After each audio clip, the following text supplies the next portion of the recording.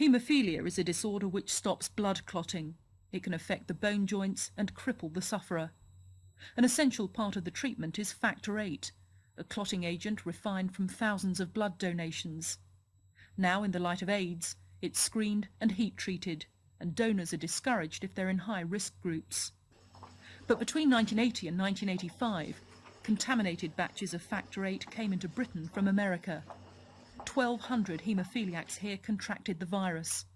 Of those, 66 developed full-blown AIDS, and of those, 49 are now dead. The Lord Mayor Treloar Haemophilia Centre at Alton in Hampshire is alongside a school for disabled youngsters. About 20 are haemophiliacs. Staff at the centre see 70 other patients from outside.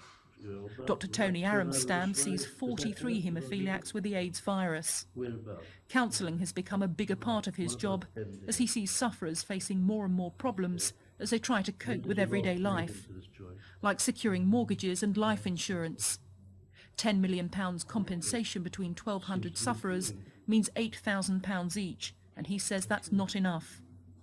His patient today is a former pupil at the college, 21 years old, living in Hampshire, and newly married.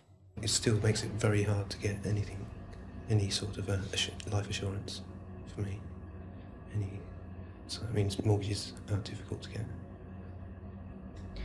When you first found out that you were positive, what sort of things went through your mind about how it would affect everyday life?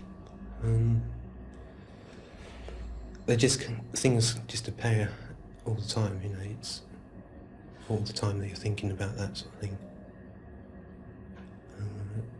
It's not an instant thing, you don't suddenly realise, oh no, that means, you know, I'm not going to be able to have children, something like that.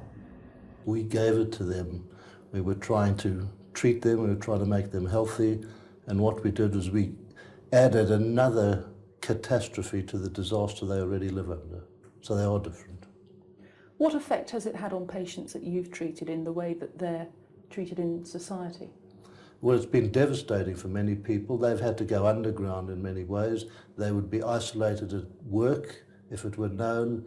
There have been problems at school. They have problems getting mortgages. They have problems getting insurance. It's a devastating problem, apart from the very fact that they have to live with the fact that they may die.